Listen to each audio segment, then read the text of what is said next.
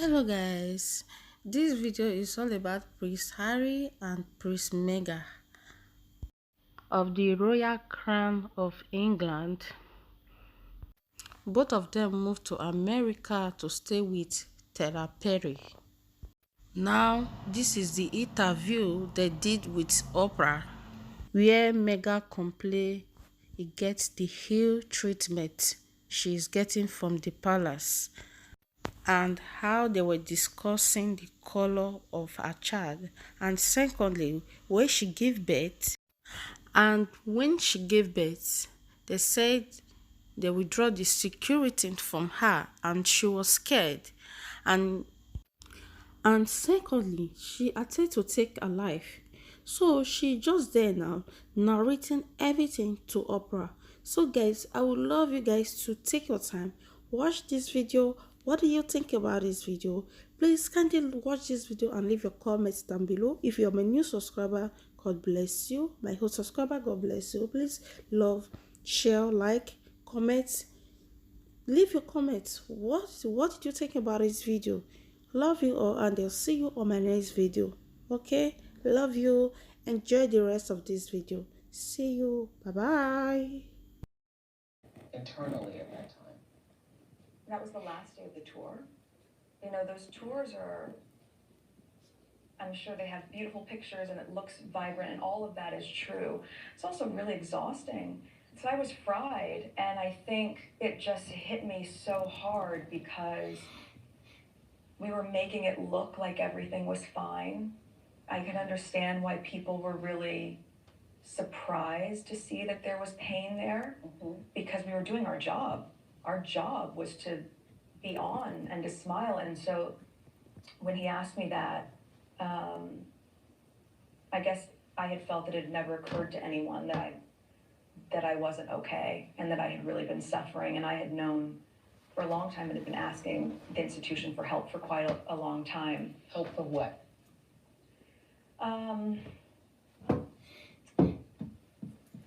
After we had gotten back from our Australia tour, which was about a year before that, and we talked about when things really started to turn, when I knew we weren't being protected. It was during that part of my pregnancy especially that I started to understand what our continued reality was going to look like. What kind of protection did you want that you feel you didn't receive?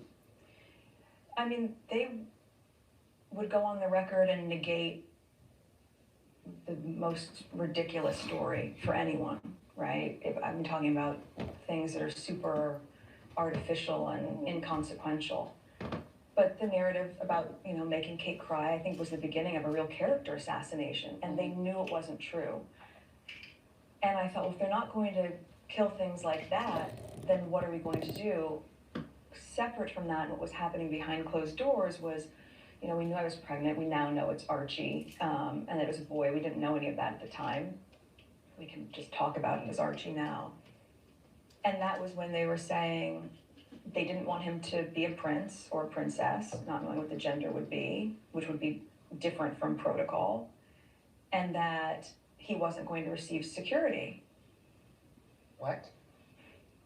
It was really hard. What do you mean? He wasn't going to receive security. This went on for the last few months of our pregnancy, where I'm going, hold on a second. That your son and Harry, Prince Harry's son, was not going to receive security? That's right. I know. But how does that work? How does that work? It's like, no. Because if he's not going to be a prince, it's like, okay, well, he needs to be safe. So we're not saying don't make him a prince or a princess, whatever it's going to be. But if you're saying the title is what's going to affect their protection, we haven't created this monster machine around us in terms of clickbait and tabloid fodder. You've allowed that to happen, which means our son needs to be safe. So how do they explain to you that your son, the grandson, the great-grandson of the Queen, is not going to have, he wasn't going to be a prince? How do they tell you that? And what reasons did they give? And then say, and so therefore you don't need protection? There's no explanation. Hmm. There's no version. I mean, that's the other piece Who of tells it. you that? I heard a lot of it through Harry, and then other parts of it through conversations with family members. And it was a decision that they felt was appropriate. And I thought, well, Was the title, was him being called a prince, Archie being called a prince, was that important to you? if it meant he was going to be safe, then of course. All the grandeur surrounding this stuff is an attachment that I don't personally have, right? I've been a waitress, an actress, princess, a duchess. I've always just still been Meghan, right? Mhm. So for me, I'm clear on who I am, independent of that stuff. And the most important title I will ever have is mom. I know that. But the idea of our son not being safe, and also the idea of the first member of color in this family not being titled in the same way that other grandchildren would be. You know, the other piece of that conversation is there's a convention, I don't know if it's George V or George VI convention, that when you're the grandchild of the monarch, so when Harry's dad becomes king, automatically Archie and our next baby would become prince or princess or whatever they're going to be. So for you, it's about protection and safety, not so much as what the title means. That's a to huge you. piece of it, but I mean, And that having the title gives you the safety and protection. yeah, but also it's not their right to take it away. Yeah. Right? And so I think even with that convention I'm talking about, while I was pregnant, they said they want to change the convention for Archie. Mm. Well, why? Did you get an answer? No. You still don't have an answer. No. You know, we had heard the world, those of us out here reading the things or hearing the things, that it was you and Harry who didn't want Archie to have a prince title. So you're telling me that is not true? No, and it's not our decision to make. Right? Mhm. Even though I have a lot of clarity on what comes with the titles, good and bad, and from my experience, a lot of pain. Mm-hmm. I again wouldn't wish pain on my child, but that is their birthright to then make a choice about. Okay, so it feels to me like things started to change when you and Harry decided that you were not going to take the picture that had been a part of the tradition for years. And We weren't asked to take a picture. That's also part of the spin that was really damaging. I thought, can you just tell them the truth? Can you say to the world, you're not giving him a title and we want to keep him safe? And that if he's not a prince, then it's not part of the tradition? Just tell people and then they'll understand. Mm-hmm. But they wouldn't do that. But you both obviously were aware that that had been a part of the tradition, and was there a specific reason why you didn't want to be a part of that tradition? I think many people interpreted that as you were both saying, we're going to do things our way, or we're going to do things in a different way. That's not it at all. I mean, I think what was really hard, so picture now that you know what was going on behind the scenes, right? There was a lot of fear surrounding it. I was very scared of having to offer up our baby, knowing that they weren't going to be kept safe. You certainly must have had some conversations with Harry about it and have your own suspicions as to why they didn't want to make Archie a prince. What are those thoughts? Why do you think that is? Do you think it's because of his race? And I know that's a loaded question, but I can give you an honest answer. In those months when I was pregnant, all around this same time, so we had in tandem the conversation of he won't be given security, he's not going to be given a title, and also concerns and conversations about how dark his skin might be when he's born. what? And Who is having that conversation with you? What? so, There is a conversation. Hold up. there's Stop several right now. there's several conversations. There's a about it. conversation with you With Harry.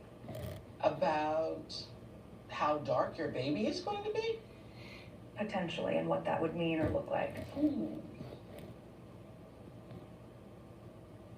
And you're not going to tell me who had the conversation? I think that would be very damaging to them. Okay. So how does one have that meeting? That was relayed to me from Harry. Those were conversations that family had with him. And I think Whoa. it was really hard to be able to see those as compartmentalized Because they were conversations. concerned that if he were to frown, that would be a problem. Are you saying that? I wasn't able to follow up with why, but if that's the assumption you're making, I think that feels like a pretty safe one. Which was really hard to understand, right? Especially when, look, the Commonwealth is a huge part of the monarchy, and I lived in Canada, which is a Commonwealth country, for 7 years, but it wasn't until Harry and I were together that we started to travel through the Commonwealth. I would say 70% of just people of color, right? And growing up as a woman of color, as a little girl. Are you saying that? I wasn't able to follow up with why, but if that's the assumption you're making, I think that feels like a pretty safe one. Which was really hard to understand, right? Especially when, look, the Commonwealth is a huge part of the monarchy, and I lived in Canada, which is a Commonwealth country, for 7 years, but it wasn't until Harry and I were together that we started to travel through the Commonwealth. I would say 70% of which is people of color, right? And growing up as a woman of color, as a little girl of color, I know how important representation is. I know how you want to see someone who looks like you in certain positions. Obviously. Even Archie, like we read these books, and now there's one line and one goes, if you can see it, you can be it. And he goes, you can be it. And I think about that so often, especially in the context of these young girls, but even grown women and men who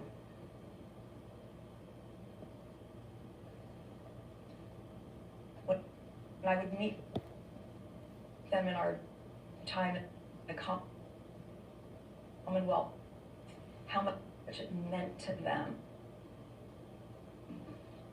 to be able to see someone who looks like them in this position.